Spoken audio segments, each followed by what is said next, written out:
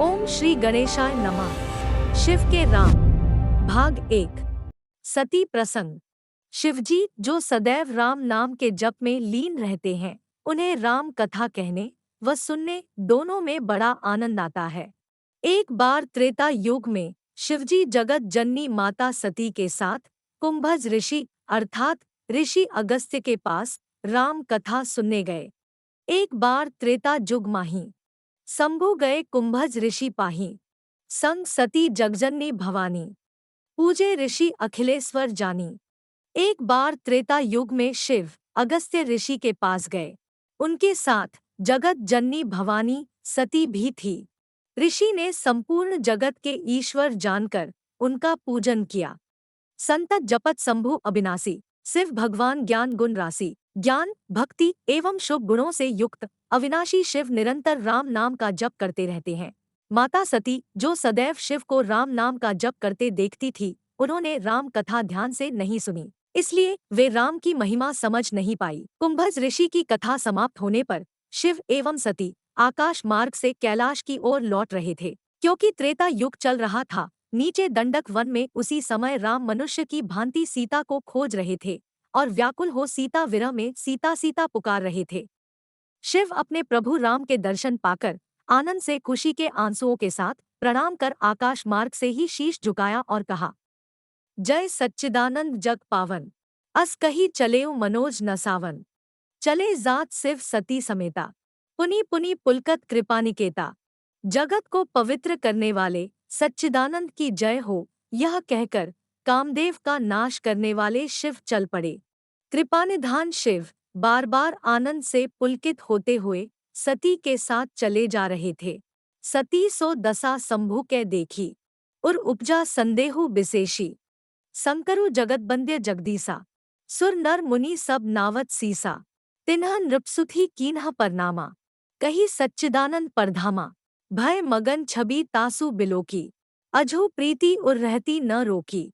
सती ने शिव को भक्तिमय होकर श्रद्धा के आंसुओं के साथ परम आनंद से राम को निहारते देख सोचा, शिव जो स्वयं जगत के ईश्वर हैं, सुर नर और मुनि सभी जिनकी वंदना करते हैं, वे शिव एक राजकुमार जो पत्नी विरह में भटक रहा है, उसके सामने भक्ति भाव से शीश झुका रहे हैं, दर्शन के आनंद से भाव विभोर हो रहे हैं और जिसे संपूर्ण जगत का मूल कारण व स्वयं एवं जगत का ईश्वर कहकर जयकार कर रहे हैं। ऐसा कैसे हो सकता है? सती ने अपने इस संशय को शिव से नहीं कहा, परंतु शिव अंतर्यामी है, वे सब जान गए।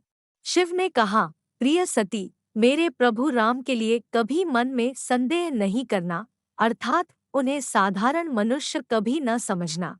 शिव ने सती से कहा, जासु कथा कुंभज ऋषि गाई, भक्ति जासु मैं मुनि ही सुनाई, सोई मम इष्टदेव रघुबीरा, सेवत जाहि सदा मुनि धीरा। शिव ने सती से कहा, मुझसे राम भक्ति की महिमा सुनकर ही अगस्त्य ऋषि ने राम कथा का गान किया।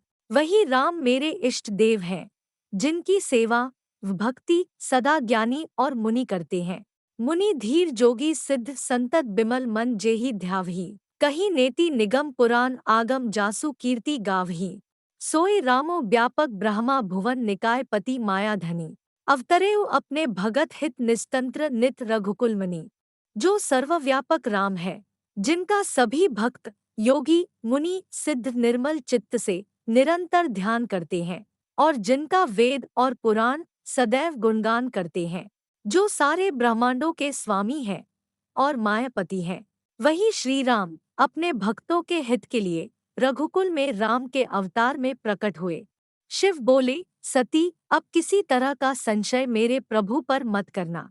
परंतु माता सती का संशय शिव के समझाने पर भी दूर नहीं हो सका। यह सब कथा न सुनने का परिणाम था। जब शिव ने देखा कि समझाने से भी सती की भक्ति जागृत नहीं हो पाई, शिव कहने लगे, होई ही सोई जो राम रची राखा, को करी तर्क बढ़ावे साखा, अस कही लगे जपन हरिनामा, गई सती जय प्रभु सुखधामा। विधि के विपरीत कार्य करने में कोई भलाई नहीं। जो राम चाहते हैं वही होगा। कौन तर्क करे? ऐसा विचार कर शिव एक बरगद के वृक्ष के नीचे राम राम जपने में लीन हो गए। जप में बैठने से पहले शिव ने सती से कहा कि प्रभु राम के पुनः दर्शन कर अपना संशय दूर करे। माता सती अपने संशय को मिटाने, राम के भगवान होने की परीक्षा लेने माता सीता का रूप धर दंडक वन पहुंची। वह सीता सीता पुकार रहे श्रीराम के सामने सीता रूप में खड़ी हो गई। राम तो साक्षात ईश्वर है। उन्होंने सीता रूप में मां सती को पहचान लिया और दोनों हाथ जोड़ प्रणाम कर कहा, जोरी पानी प्रभु कीन्ह प्रणामु, पिता समेत लीन्ह निज नामु। कहेउ बहोरी कहाँ वृष केतु, बिपिन अकेली फिरहु के ही हेतु। श्री राम और लक्ष्मण दोनों ने देवी सती को सीता रूप धरे देखा और उन्हें माया जाल में उलझा पाकर श्री राम ने श्रद्धा से कर बद्ध प्रणाम किया और स्वयं का परिचय दिया। मैं दशरथ पुत्र राम आपको नमन करता हूँ। कृपया ये बताएं कि वृषकेतु अर्थात नंदी की सवारी करने वाले शिव कहाँ है? आपको तो शिव के साथ होना चाहिए। आप शिव के बिना इस वन में अकेली क्यों विचरण कर रही हैं? राम जी का सौम्य रूप देख और मधुर वचन सुन सती को राम के परम ब्रह्म होने का ज्ञान हो गया। सती को संकोच में देख राम जी को बड़ा दुख हुआ और सती के इस संकोच को दूर करने के लिए उन्होंने सती को अपने भव्य रूप के दर्शन कराने का निर्णय लिया। देवी सती आकाश मार्ग से कैलाश लौटने लगी। उन्होंने राह में नीचे देखा तो श्री राम जी, सीता जी और लक्ष्मण जी दंडक वन में साथ साथ चल रहे थे, अर्थात माँ सीता कभी श्री राम से अलग ही नहीं हुई थी। सदैव सीताराम साथ साथ थे। सीता से विरह केवल लीला थी। श्री राम ने ऐसा सत्य दर्शन सती को कराया ताकि उनका राम के मनुष्य होने का संशय दूर हो जाए। साथ ही देवी सती को कोटि कोटि ब्रह्मांड और कोटि कोटि दंडक वन के दर्शन हुए। आकाश मार्ग से कैलाश की ओर लौटते समय सती ने देखा, देखे शिव विधि विष्णु अनेका, अमित प्रभाव एक ते एका, बंदत चरण करत प्रभु सेवा, विविध बेश देखे सब देवा। अनेकों दंडक वन में सीता, राम व लक्ष्मण वन की धरती पर साथ साथ चल रहे हैं और ऊपर अनेकों ब्रह्मांड के आकाश से अनेक विष्णु, अनेक ब्रह्मा, अनेक शिवा अत्यंत प्रबल किरणों से युक्त एवं तरह तरह के वेश धारण किए हुए राम की चरण वंदना में शीश झुका पुष्प वर्षा कर रहे हैं। अनेकों ब्रह्मांडों में सभी देवताओं का रूप और वेशभूषा भिन्न भिन्न थी, परंतु अनेक ब्रह्मांडों की, अनेक पृथ्वी के, अनेक दंडक वन में राम जी का रूप और वेशभूषा एक जैसी थी। कैलाश पहुंचने पर शिव ने पूछा कि सती, क्या तुमने राम के दर्शन कर लिए? सती ने कहा, कछु न परीक्षा लीन ही गोसाई, कीन्ह प्रणामो तुम्हारी ही नाई। हे स्वामी, मैंने राम जी की कोई परीक्षा नहीं ली और आप ही की तरह मैंने भी उन्हें श्रद्धा से प्रणाम किया। शिव तो अंतर्यामी है। उन्होंने सती को सीता रूप धारण कर श्री राम की परीक्षा लेते अपने ध्यान में ही देख लिया था। हरि इच्छा भावी बलवाना, हृदयम विचारत शंभु सुजाना। शिव राम जी की माया के प्रताप को जान गए और शीश झुकाया और मन ही मन सोचा, श्री राम का ऐसी माया करने का कुछ बड़ा प्रयोजन होगा। ऐसा विचार कर हृदय में राम जी को निहारने लगे। शिव ने लंबे समय तक राम में लीन रहने का संकल्प लिया। माता सती ने शिव को अंतर्यामी जान श्री राम से प्रार्थना की, जो प्रभु दीन दयालु कहावा, आरती हरन बेद जसु गावा, तो मैं विनय करऊ कर जोरी, छूटू बेगी देह यह मोरी।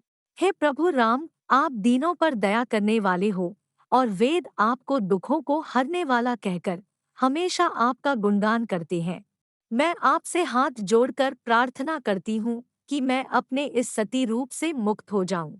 बहुत लंबे समय के बाद जब शिव जी जब ध्यान से जागे तब सती ने उनके चरणों में प्रणाम किया और शिव उन्हें पास बिठाकर राम जी की कथा निरंतर कहने लगे।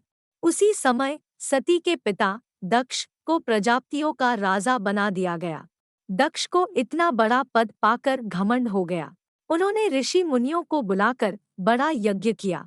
जो देवता यज्ञ का भाग पाते हैं उनमें से शिव को छोड़कर सभी को आदर सहित बुलाया। विष्णु, ब्रह्मा और अन्य देवता आकाश मार्ग से अपने अपने वाहनों पर सवार होकर जा रहे थे। तब सती ने शिव से पूछा, सभी देवता कहाँ जा रहे हैं? शिव बोले, तुम्हारे पिता दक्ष प्रजापति बन गए हैं और उन्होंने यज्ञ का आयोजन किया है, सभी वहीं जा रहे हैं। सती को भी पिता के घर जाने की लालसा हुई। उन्होंने शिव से आज्ञा मांगी।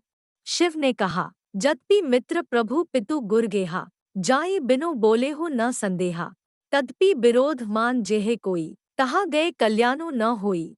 यद्यपि इसमें कोई संदेह नहीं कि मित्र, स्वामी, पिता और गुरु के घर बिना बुलाए भी जाना चाहिए, तो भी जहाँ कोई आपका आना पसंद न करे और आपका विरोधी हो, उसके घर जाने से कभी कल्याण नहीं होता।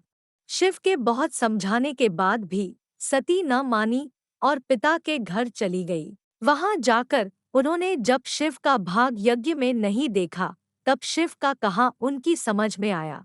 मेरे मंदबुद्धि पिता दक्ष ने मेरे पति का अपमान किया है। उसी दक्ष की पुत्री होने के कारण मैं स्वयं को योगाग्नि में भस्म करती हूँ। सती ने हृदय में शिव का स्मरण किया और प्रार्थना की कि मुझे हर जन्म में शिव ही पति रूप में मिले।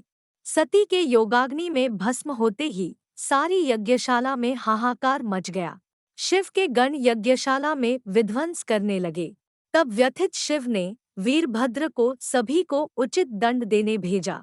सती मरत हरि सन बरु मागा, जन्म जन्म शिव पद अनुरागा, तेहि कारण हिमगिरि गृह जाई, जन्मी पार्वती तनु पाई। सती ने अंत समय में भगवान राम से यह वर मांगा कि हर जन्म में मेरा शिवजी के चरणों में प्रेम रहे। इसी कारण सती पार्वती के रूप में हिमाचल के घर प्रकट हुई। अजा अनादि शक्ति अविनाशिनी, सदा शंभु अर्धन निवासिनी, जग संभव पालन लय कारिणी, निज इच्छा लीला बपु धारिणी। देवी पार्वती अजन्मी, अनादि और अविनाशिनी शक्ति हैं। सदा शिवजी के अर्धांग में रहती हैं। वे जगत की उत्पत्ति, पालन और संहार करने वाली हैं और अपनी इच्छा से ही लीला शरीर धारण करती है। जय श्री राम। शिव के राम का दूसरे भाग देखने के लिए वीडियो को लाइक और सब्सक्राइब करें।